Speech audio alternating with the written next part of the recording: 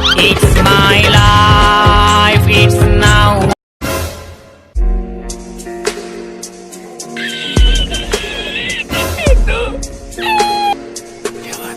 शाबाश बेटा, बहुत बढ़िया। मजा नहीं आ रहा।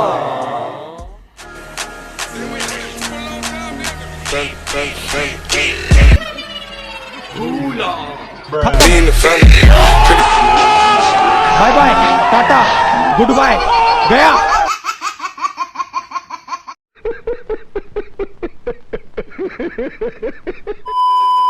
जय हिंद दोस्तों, हमने लास्ट वीडियो में कुछ 70 क्वेश्चंस कर लिए थे और इस वीडियो में हम आगे क्वेश्चन सॉल्व करेंगे जो कि बीएससी थर्ड ईयर के स्टूडेंट्स के लिए ये क्वेश्चन पेपर है लास्ट ईयर का, जो कि रिलेटिविटी एंड स्टैटिस्टिकल फिजिक्स का ये क्वेश्चन पेपर है। दोस्तों आपका क्वेश्चन जो दिया हुआ है, किस एंसेम्बल के लिए अणुओं की संख्या में उच्चावचन का प्रेक्षण होता है। तो दोस्तों उच्चावचन का जो ये प्रेक्षण होता है वो दोस्तों ग्रैंड कैनोनिकल के लिए होता है, जो कि सी इसका करेक्ट आंसर होगा। चलिए आगे नेक्स्ट क्वेश्चन है आपका, 10 गैस अणुओं की स्थूल अवस्था जो है 181 के संगत सूक्ष्म अवस्थाओं की संख्या क्या होगी। तो इसके लिए 90 होगा, इसका स्थूल अवस्थाओं की संख्या होगी, जो कि सी करेक्ट आंसर होगा। चलिए आगे नेक्स्ट क्वेश्चन है दोस्तों, साम्य अवस्था में किसी निकाय के लिए दी गई स्थूल अवस्था के संगत सभी अभिगम में सूक्ष्म अवस्थाएं क्या होती हैं। तो वो समान प्रायिक होती हैं, यानी कि सेम इक्वली प्रोबेबल की होती हैं। तो दोस्तों इसका जो बी ऑप्शन होगा इसका करेक्ट आंसर होगा। चलिए नेक्स्ट क्वेश्चन है दोस्तों आपका, पढ़ लेते हैं। 8 कणों को समान परिक्ता के साथ 2 बॉक्सों के मध्य रैंडम वितरण में कुल सूक्ष्म अवस्थाओं व स्थूल अवस्थाओं की संख्या कितनी होगी। 2⁸ और 9 इसका राइट आंसर होगा, बी इसका करेक्ट आंसर होगा। क्योंकि दोस्तों यहाँ पर हमेशा याद रखें आप, जब भी प्रायिकता के लिए फॉर्मूला होता है दोस्तों निकालने के लिए 2n का, तो इसमें 2n यानी कि 8 कण दिए हुए हैं तो उसके लिए 2⁸ हो जाएगा। और इसने कहा है कि उसके मध्य रैंडम वितरण निकालना है दोस्तों, क्योंकि रैंडम दिया हुआ है तो 8 कणों के लिए रैंडम वितरण होगा। और इसलिए कहा है कि कुल सूक्ष्म अवस्था और उसके साथ में स्थूल अवस्था भी निकालनी है। तो 8 और 1 9 यहाँ पे, जो कि होगा।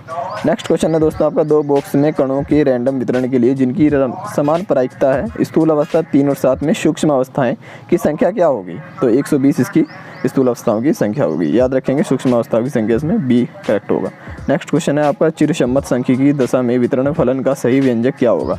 तो इसका फॉर्मूला होता है दोस्तों सिग्मा आई, जो कि जी आई दिया हुआ है, एक्सपोनेंशियल घातांकीय रूप में होता है माइनस के ई आई अपॉन में के टी, यानी कि इसका जो बी ऑप्शन दिया हुआ है ये इसका करेक्ट आंसर होगा। और इसकी बात करें तो दोस्तों इसे वोल्ट्समैन फैक्टर भी कहा जाता है, केवल इतने को माइनस ई आई अपॉन के टी या फिर 1/के टी को हम बीटा भी लिखते हैं।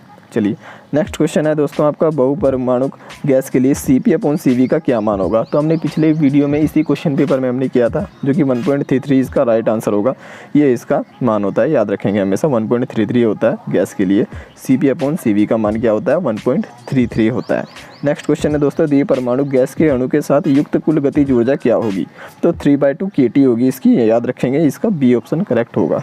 चलिए नेक्स्ट क्वेश्चन है दोस्तों, एक गैस का ताप दोगुना हो जाता है तो उसके अणु की वर्ग माध्य मूल चाल क्या हो जाएगी। आपका दिया हुआ है एक गैस का ताप दोगुना हो जाता है तो उसके अणु की वर्ग माध्य मूल चाल क्या हो जाएगी। तो दोस्तों वो उसका √2 गुना हो जाएगा, यानी कि √2 गुना, बी इसका माफ़ी जाएंगे, सी इसका करेक्ट आंसर होगा। नेक्स्ट क्वेश्चन दोस्तों आपका देखते हैं, 5 कणों की चाल क्रमशः 3, 4, 5, 6 तथा 7 मीटर प्रति सेकंड है, उनकी वर्ग माध्य मूल चाल क्या है।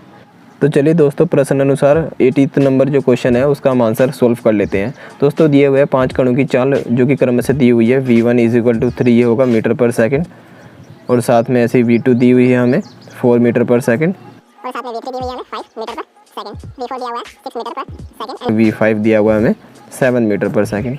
अब दोस्तों का वर्ग माध्य मूल चाल निकालना है, जो कि VRMS निकालना है। अब ये निकालने के लिए फॉर्मूला हम दोस्तों जानते हैं, ये फॉर्मूला, ये क्वेश्चन मार्क है, तो हमें निकालना है VRMS जो होता है उसके लिए किसी कण के वेग के लिए। तो दोस्तों वो होता है v1 का स्क्वायर प्लस v2 का square plus and so on to n तक vn का स्क्वायर, और बट्टे में होता है कुल पदों की संख्या कितनी है। तो दोस्तों इस प्रकार यहाँ पर जो क्वेश्चन दिया हुआ है इसमें कुल जो कण लिए हुए हैं, यानी कि v1 हमें दिया हुआ है 3, तो इसका स्क्वायर हो जाएगा प्लस 4 का स्क्वायर, ये सब अंडर रूट में रहेगा, और बट्टे में क्या आएगा n, यानी कि पदों की संख्या 5 है। यहाँ पर सोल्व कर लेंगे, 3 का स्क्वायर 9 होगा, प्लस 4 का 16, और 5 स्क्वायर का 25, प्लस 6 स्क्वायर का 36 एंड 7 का 49, और अपोन में क्या चल रहा है, ये 5 चल रहा है। ये सब क्या है, अंडर रूट में है। चलिए आगे नेक्स्ट होगा, तो इस प्रकार से अभी से जब हम सब करेंगे 16, 9, 25 और 25, 50 और 36, 86 और 49 कितने हो जाएंगे दोस्तों, 135 हो जाएंगे आपके, और ये अंडर रूट में अपॉन में 5, तो ये इसका करेक्ट आंसर होगा। तो ये इसका VRMS जो निकल के आया हमारा ये करेक्ट आंसर होगा। ऑप्शन जो इसका सी करेक्ट आंसर होगा।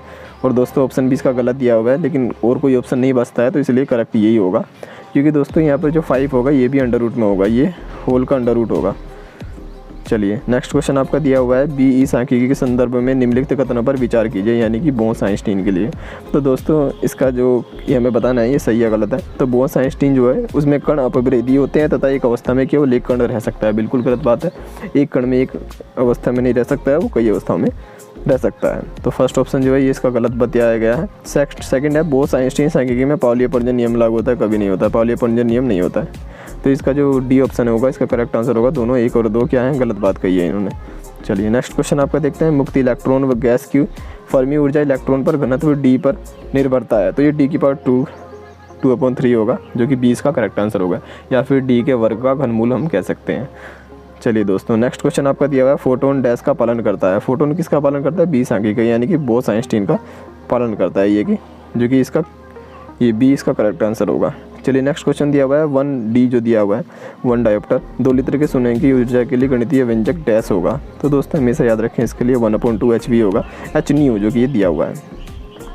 चलिए दोस्तों नेक्स्ट क्वेश्चन आपका दिया हुआ है, प्लांक विकिरण नियम की डैश से व्युत्पत्ति की जा सकती है। तो दोस्तों इसकी किससे व्युत्पत्ति की जा सकती है, याद रखें बी सांख्यिकी द्वारा इसकी उत्पत्ति की जा सकती है। दोस्तों याद रखेंगे इसका करेक्ट आंसर क्या होगा, सी, यानी कि बोस-आइंस्टीन सांख्यिकी द्वारा इसकी व्युत्पत्ति की जा सकती है। चलिए नेक्स्ट क्वेश्चन है, VMP और VMS, VRMS और VAV के संदर्भ में निम्न में से कौन सा सही है। तो इसमें इन दोनों के बीच में संबंध दिया हुआ है, इन तीनों के बीच में। तो सबसे बड़ा जो होता है ये, इसका ये ऑप्शन करेक्ट होगा। VRMS जो होता है वो ग्रेटर देन किससे होता है, VAV से, ग्रेटर देन क्या होता है, VMP से। तो दोस्तों याद रखें ये इससे बड़ा होगा, ये इससे छोटा, ये इससे छोटा, ऐसा होता है ये। चलिए नेक्स्ट क्वेश्चन है, चिरसम्मत सांख्यिकी में कण क्या होता है। तो दोस्तों अभिन्न होगा और प्रभेदी होता है। चिरसम्मत में याद रखें ये ऑप्शन करेक्ट होगा, अभिन्न होगा और प्रभेदी होगा। चलिए नेक्स्ट क्वेश्चन है दोस्तों, म्यू दिक में ऊर्जा अवस्था की निरूपित करता है। तो दोस्तों ये संवेग दिक को क्या करता है, प्रदर्शित करता है या फिर निरूपित करता है, जो कि इसका ए इसका करेक्ट आंसर दिया हुआ है। ए पर अपना आंसर क्लिक करेंगे।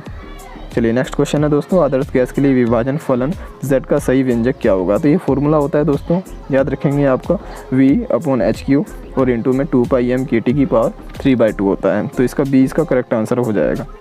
चलिए नेक्स्ट क्वेश्चन होगा दोस्तों, क्लासिकल सांख्यिकी कणों की किसी निकाय पर लागू किया जा सकता है जब कणों के मध्य औसत दूरी तापीय डी ब्रोगली तरंगदैर्घ्य क्या होगी जब उससे वो अधिक हो जाएगी। तो इसका सी ऑप्शन जो होगा करेक्ट आंसर दिया हुआ है।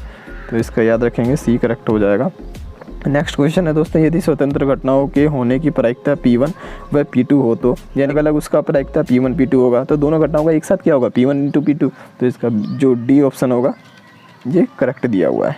चलिए नेक्स्ट क्वेश्चन होगा दोस्तों, किसी घटना के होने की प्रायिकता का परास क्या होगा। तो हमेशा याद रखें कभी भी वो नेगेटिव नहीं होगा, प्रायिकता यदि होती है वो कभी भी नेगेटिव नहीं हो सकती है।